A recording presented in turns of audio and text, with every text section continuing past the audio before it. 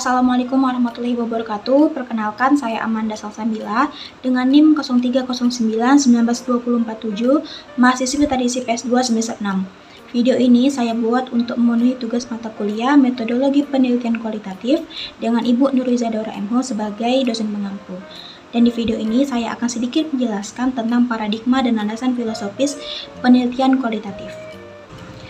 Sebelum kita memasuki tentang paradigma dan landasan filosofis penelitian kualitatif, hendaknya kita mengetahui apa itu penelitian kualitatif. Penelitian kualitatif adalah sebuah penelitian yang diajukan untuk memahami fenomena-fenomena sosial dari sudut pandang objek penelitian. Dan dari sudut pandang objek penelitian itulah didapat sebuah makna alamiah, dan hasil dari penelitian kualitatif ini berupa data yang bentuknya itu kata-kata deskripsi dari hasil penelitian tersebut. Jadi biasanya makanya penelitian kualitatif ini berhubungan erat dengan fenomena-fenomena sosial. Jadi penelitian kualitatif ini biasanya cocok untuk dalam ilmu-ilmu sosial, tapi tidak bisa dipungkiri juga ilmu-ilmu alam juga bisa menggunakan penelitian kualitatif ini. Baik, kita masuk tentang paradigma dan landasan filosofis penelitian kualitatif. Nah, apa itu paradigma? Paradigma itu adalah kerangka dasar atau kerangka berpikir sebelum kita melakukan sesuatu. Nah, di dalam paradigma penelitian itu ada sebuah kerangka dasar sebelum kita melakukan penelitian. Jadi, penelitian yang kita lakukan itu harus berdasarkan paradigma yang kita pilih. Jadi, ada beberapa paradigma, nanti saya akan jelaskan.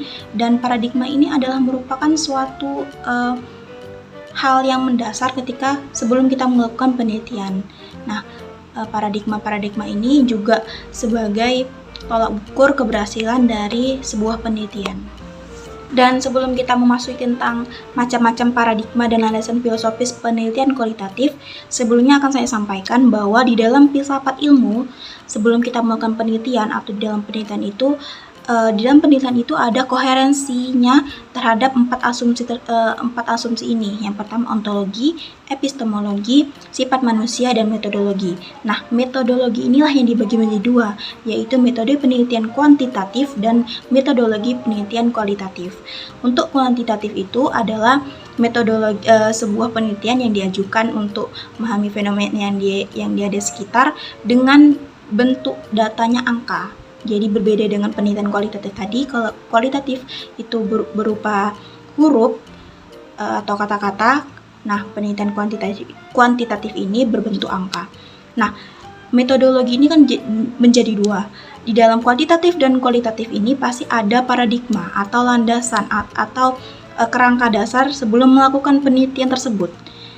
Jadi saya bahas satu-satu untuk paradigma atau landasan filosofis dari penelitian kualitatif. Ada beberapa alasan filosofi mengapa paradigma penelitian kualitatif itu lebih daripada penelitian kuantitatif.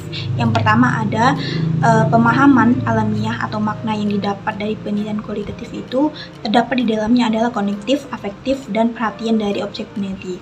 Jadi dalam penelitian kualitatif, objek peneliti ini adalah berperan penting dalam menemukan teori-teori baru, menemukan data-data baru, begitu. Lalu yang kedua, ada pemahaman konteks tertentu akan berpengaruh kepada pemahaman perilaku dari objek peneliti tersebut. Yang ketiga, data yang dihasilkan dalam penelitian kualitatif itu berupa kata-kata atau deskripsi, jadi lebih terinci apa yang ingin kita jelaskan di dalam penelitian, apa hasil di dalam lapangan. Lalu kita bisa juga menemukan teori-teori baru, kita bisa mengembangkan teori-teori baru lagi. Jadi nggak hanya berpatokan kepada satu teori saja, tapi kita bisa menemukan teori baru dan teorinya itu berupa data. Jadi kita bisa menemukan teori baru yang lebih real di dalam kehidupan sosial tersebut. Jadi itulah yang mengapa penelitian kualitatif, paradigma penelitian kualitatif itu lebih pada penelitian kuantitatif. Baik, kita masuk apa saja sih paradigma atau landasan filosofis yang bisa digunakan dalam penelitian kualitatif. Yang pertama ada paradigma positivis atau post-positif. Nah, di dalam paradigma ini dalam arti sempitnya didapat dari ilmu-ilmu alam dan kombinasinya antara angka dan logika deduktif. Jadi lebih cocok kepada penelitian kuantitatif, tapi tidak bisa dipungkiri juga bahwa penelitian kualitatif bisa menggunakan paradigma ini. Nah, kenapa lebih cocok untuk kuantitatif? Karena datanya itu berupa angka dan biasanya menggunakan alat-alat kuantitatif, makanya ada skala pengukuran. Skala pengukuran itu ada skala nominal, ordinal, dan lain sebagainya. Dan di dalam paradigma positif ini kita bisa menarik kesimpulan dari sebab akibat. Jadi peneliti itu meneliti dengan cara dia menghubungkan antara sebab dan akibat. Jadi kenapa bisa dilakukan di kualitatif ini? Kita bisa menemukan teori-teori baru, kita bisa menemukan hal-hal baru, kita bisa mengembangkan teori baru bahkan di dalam ketika kita menggunakan paradigma positivis atau post-positif ini. Nah, yang kedua ada paradigma interpretif. Paradigma interpretif ini adalah paradigma yang memfokuskan kepada sifat subjektif social world dan memahami bagaimana objek peneliti membahas tentang sudut pandang dari fenomena tersebut. Jadi dalam penelitian maksudnya pendekatan interpretif ini, kita sebagai peneliti harus menggali sedalam mungkin dari objek peneliti kita tentang bagaimana sudut pandang mereka tentang fenomena yang akan kita teliti dan fenomena yang akan kita jadikan sebagai objek penelitian kita. Nah, jadi di dalam pendekatan interpretif ini cocok untuk penelitian kualitatif karena kan di dalam penelitian kualitatif kita bisa menemukan teori-teori baru, kita bisa mengembangkan teori-teori baru, dan interpretif ini kan kita menggali lebih dalam dari objek penelitian kita. Maka dari sudut pandang yang berbeda dari setiap objek penelitian kita bisa menemukan teori-teori baru dalam penelitian kita. Lalu yang ketiga ada paradigma kritikal. Paradigma kritikal ini adalah merupakan pendekatan yang dimana ide peneliti yang dibawa sebelum melakukan penelitian itu harus dia perjuangkan, harus dia buktikan di dalam penelitiannya, dan ketika dia sudah melakukan penelitian maka ide penelitian itu harus disetujui oleh objek penelitiannya. Jadi pendekatan kritikal ini atau paradigma kritikal ini dia bertujuan untuk objek peneliti itu atau masyarakat atau manusia atau yang jadikan objek penelitian itu setuju. Jadi bisa berubah pikiran dan ide-ide dari peneliti itu bisa disetujui, bisa diterima oleh mereka.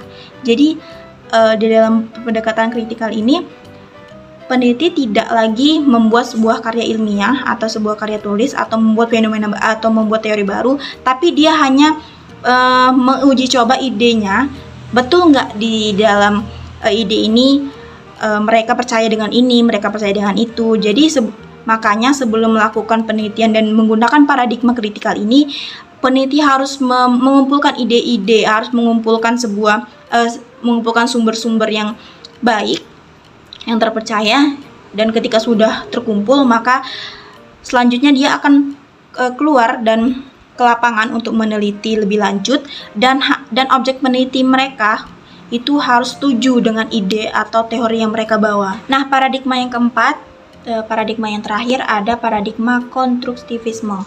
Pendekatan atau paradigma konstruktivisme ini adalah merupakan pendekatan di mana sebuah proses sosial atau fakta sosial itu didapat dari konstruksi sosial. Konstruksi sosial ini merupakan sebuah interaksi individu atau kelompok di dalam sosial yang dilakukan secara terus-menerus dan akhirnya menciptakan sebuah kebiasaan atau fakta sosial baru gitu.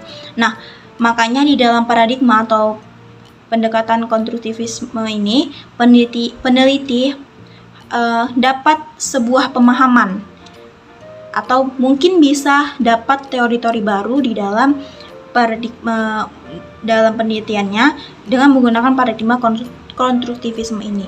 Dan biasanya sebuah konstruksi sosial itu bersifat relatif, jadi tidak tetap, jadi bisa berganti-gantian atau bisa berganti-ganti sesuai dengan apa yang terjadi, sesuai dengan hal-hal yang bisa memungkinkan terjadi dalam sebuah lingkungan sosial. Nah, itu dia penjelasan dari saya mengenai paradigma dan landasan filosofis penelitian kualitatif.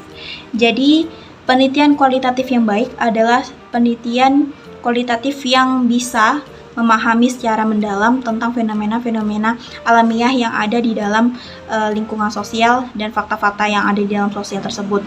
Jadi makanya oleh karena itu penelitian kualitatif ini bisa lebih mendalam lagi dan memahami tentang bagaimana manusia, perilaku manusia yang ada di dalam sosial. Baiklah, sampai di sini dulu penjelasan saya tentang paradigma dan landasan filosofis penelitian kualitatif.